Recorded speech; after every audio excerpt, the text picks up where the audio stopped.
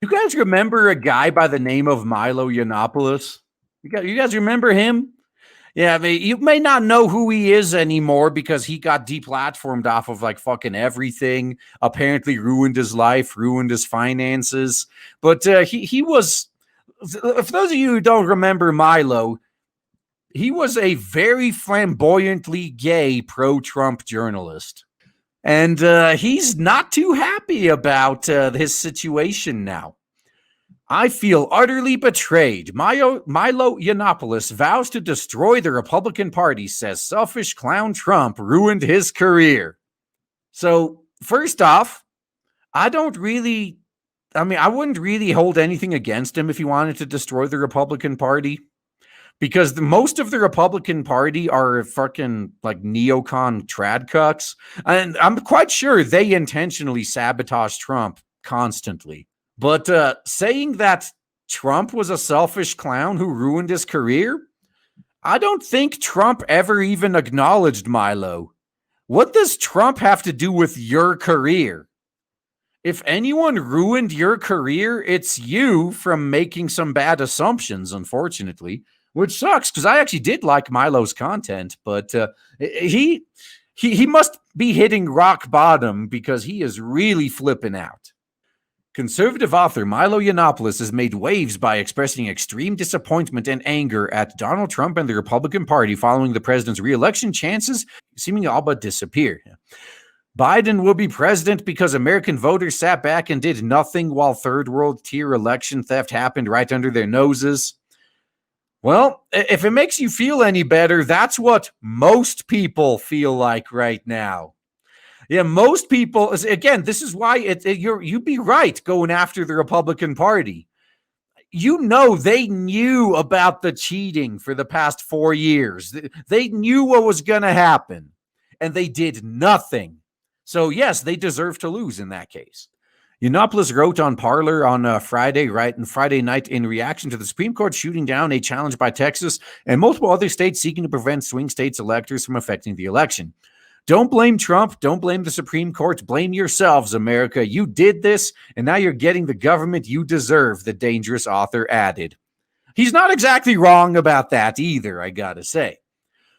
Multiple other more extreme messages were screen capped and gathered together on Twitter, where Yiannopoulos began trending and earning pushback for his declarations, as well as some surprising liberal support thanks to a promise to burn the Republican Party to the fucking ground. He also appears to have flipped his position on the president, calling him a selfish clown. Milo and I have a common life goal. Who knew? Rachel Vidman, wife of Alexander Vidman, who testified during Trump's congressional impeachment hearings, twatted in reaction. Yeah, I've noticed that not an insignificant number of highly visible right-wing pundits who say shit like burn down the party and this is the end of the republic are not American. That's true. Milo's British. Milo seems to be taking this very well. The Daily Beast editor Molly Jongfast simply added. That's true. That is true.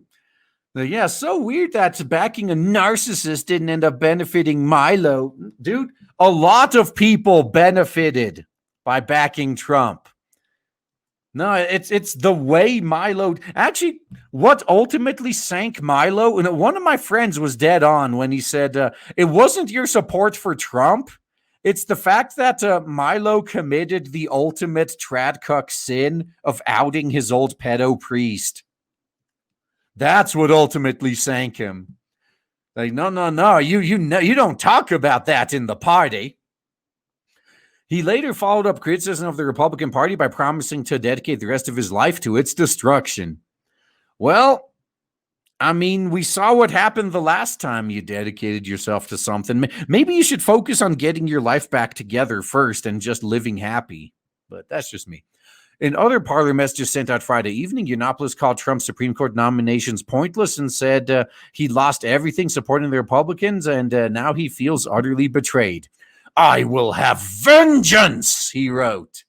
Yiannopoulos, who is known for making extreme statements to garner reactions, also appears to endorse U.S. states seceding, claiming secession and war are the only options left, but secession is preferable.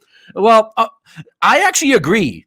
I would like nothing more than for the country to be split in half at this point, because half of the country is making it perfectly clear that there can be no peace and coexistence between us anymore. Half of the country wants us dead. So I'm like, you know what? Fuck these people. I am not interested in playing nice with them either. Fuck them. Let's split the country then. I'm fine with that. So all the red states should just secede right now. I'd be perfectly happy with that outcome.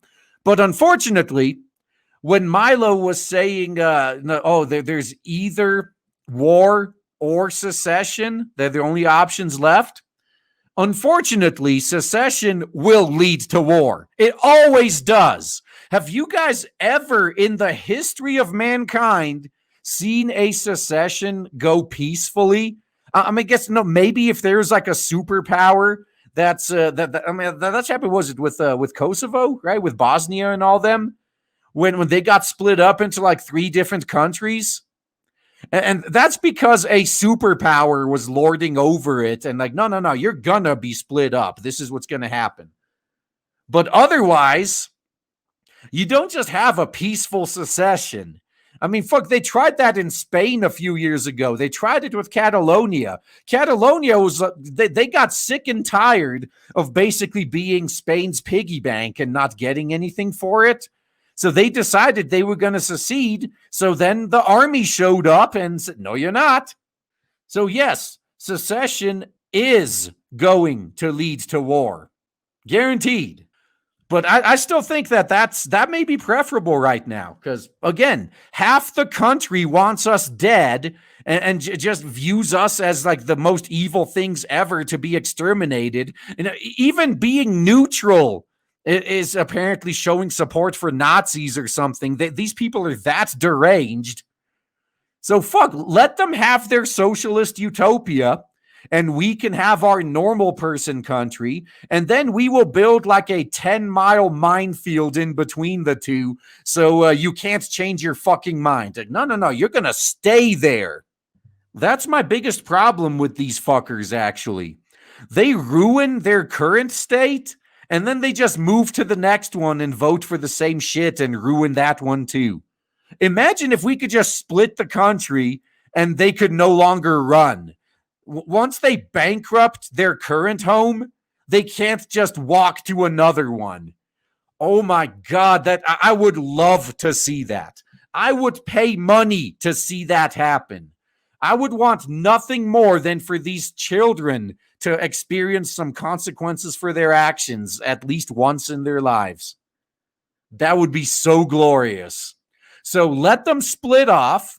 Let them have their own. I mean, take them all to California. Let them all have California, and then build a giant fucking wall and a minefield around it so they can't change their mind and come invade us later when their experiment fails. Though his options appear minimal at this point, with the Electoral College set to vote and certify Biden's victory on December 14th, Trump has continued to allege voter fraud in multiple swing states and continue fighting as he believes he won the election in a landslide. Well, I mean, once again, you knew they were going to cheat for years. And back then, what I thought he was going to do was he was going to let them get away with it so he can catch them in the act.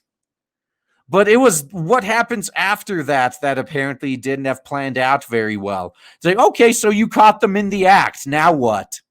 Oh, right. Not going to do shit. Okay. Well played. At least I hope I'm wrong about this. I really do. But we'll just have to wait and see. Either way, don't need to worry about most of us going crazy like Milo did. Hopefully he can actually find peace and look for happiness eventually. But we'll see. So that's what's going on with Milo. Oh, Milo, by the way, he's another guy that rose to prominence during Gamergate. Yeah, he was one of the few journalists that wasn't a complete cucked piece of shit when Gamergate was going on. That's and then he just kind of stuck to the political side of things. Yeah, and honestly, I don't know, like, who actually ended up having a more successful political career, him or Sargon? I don't know. Oh man, I am so excited to tell you guys right now that finally, after about a year of build up and shilling, we have launched Blade Devil on Indiegogo, and so far it is doing so well thanks to awesome people like you. If you haven't backed it yet, then please check the links in the description and check out Blade Devil on Indiegogo. You will not be disappointed. Looking forward to seeing you there.